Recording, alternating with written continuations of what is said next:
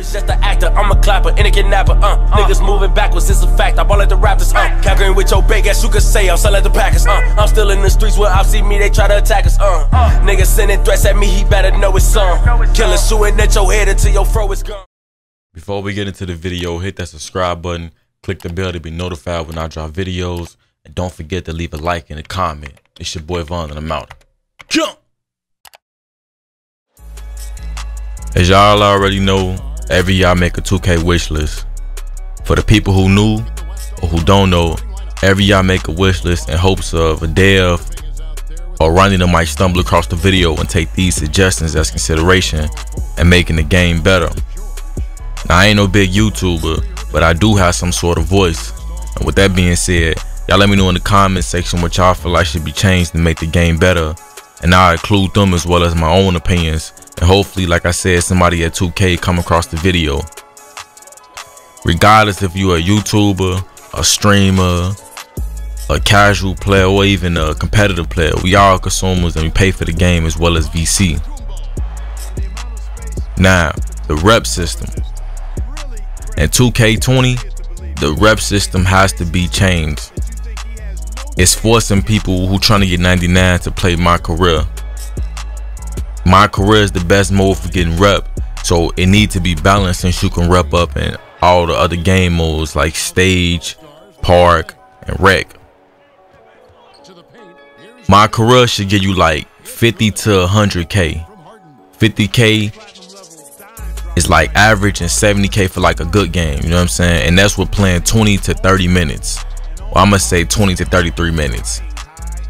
Now you should get 75 to 100k for 34 to 48 minutes. So if you play a whole game of 12 minutes and it's a real good game against like a opponent strength is good and all that, then you should get like 100k and 75k on the average.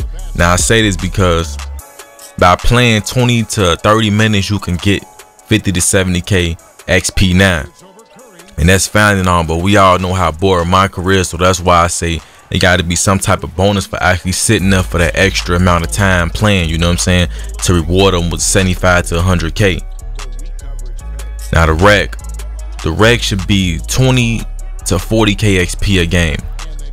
I say that because rec is what, 20 minutes, but I'm gonna say 30 minutes with timeouts and all that, right?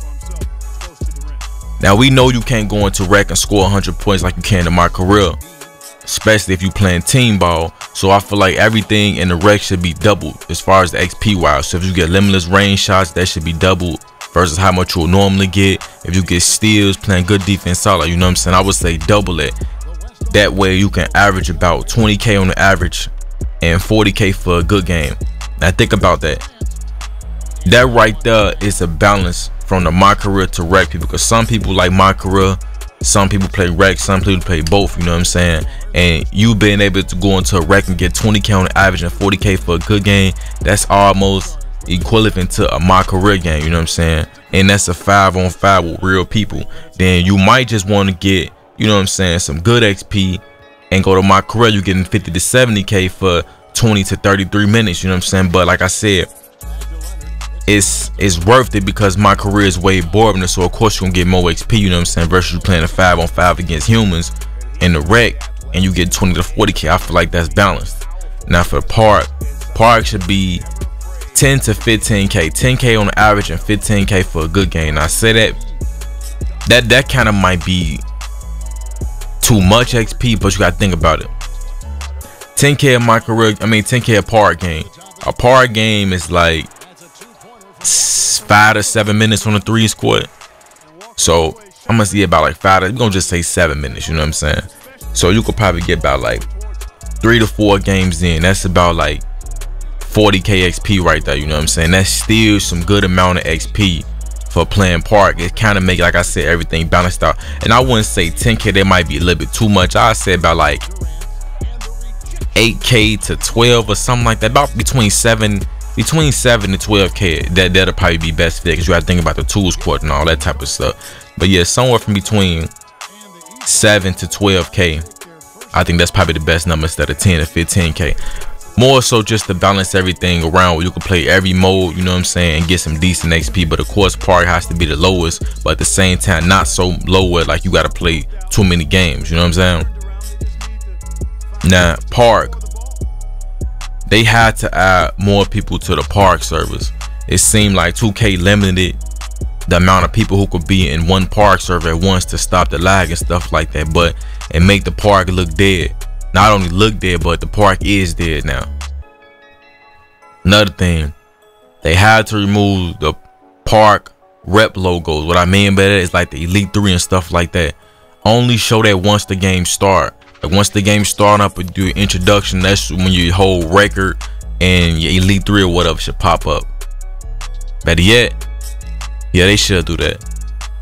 Yeah, take the whole rep logos out and just take your record out where you can't even look nobody record up until they step on the court. Make it back to how 2K17 was, where like if you playing with somebody, they ask you to send them their record, only you can see your own record, stuff like that, you know what I'm saying? That way it'll be more Park games going on, and only thing they will see is your overall, and they're not, they won't even know if you trash or not. Crew, when you join a crew on 2K, it should put a tag in front of your gamer tag like how Call of Duty is. This way it'll help people save money when they keep joining all these claims and leaving. They won't have to keep changing their gamer tag, spending all that money, or just making new accounts if they ain't even got the money in general. Also, every Park event should be matchmaking, and if you lag out and your team get the W, you shouldn't get a loss or a win on your record, because the 2K servers is so trash that I'm sure everybody probably got over 50 lag out losses. And just making them matchmaking, I feel like the events, people will play the events more and they can get more out of the events, because some people don't want to hop on the spot when they see like a high overall or something like that. But if you got matchmaking, you can't really dodge that because the game's starting up, and if you decide to quit and you don't get lagged out, then of course you take an L, you know what I'm saying? Now the last one for this video is attributes. I feel like we should go back to being able to choose what attribute we want to upgrade, how it was in 2K17. Now what I mean by that is, like, if you played 2K17 and you know everybody was capped millionaires, you can't have 99 on any skill. Of course, certain archetypes and builds can get certain skills to a high level. Okay, like pure sharp can get 86 plus shooting, you know what I'm saying, versus a pure playmaker that can't, you know what I'm saying? So still make it cap where every archetype has their caps, but make it where, like, when I first create a player, I don't have to put all of my attributes on everything, meaning as I can max my shooting out right then and out the gate instead of waiting time my high overall 96 to get my last cap breaker on my 3-pointer. Just make it where you can upgrade whatever you want to whenever you have the attributes to do that. Now of course, when you rep up and you get a cap breaker, you should get like 3 attributes where you can put those on whatever you want to instead of how it's randomly is now, because the whole random thing, it's kind of, you know what I'm saying, discouraging people to play the game when they make these builds, because they don't know at what overall they get to reach these certain, like, okay, for example, somebody may make a build that doesn't have playmaking in it, but they get an 86 ball control, and I think a prime example would be like a shot creator first slash a second, I think at like 95 or 97 or something, they get their last ball control, and if you like 6'3" or something like that, you better speed boost. But stuff like that, people wouldn't know what overall it is, and they grinding and thinking that they gonna hit it around 94, 92, and they don't know how to get all the way to like 97 to be able to get the ball control, and they eyes, it might not be worth it to make that build, you know what I'm saying, and they just might stop playing the whole game because of that, you know what I'm saying? So if y'all don't want to make it where we get to choose what attributes that we get to upgrade whenever we want to, y'all want to keep it with the random cap breakers and the random attributes how y'all have it now, y'all at least have to make a chart that shows at what overall you get everything at, just like y'all show how we get our attributes maxed out and all our badges and what's, you know what I'm saying, like that. Y'all gonna have to include as well at what overall, what do we get, what cap breakers do we unlock at these overalls, if y'all don't want to have it like 2K17 where we get to include, where we get to upgrade any attribute whenever we want to, you know what I'm saying?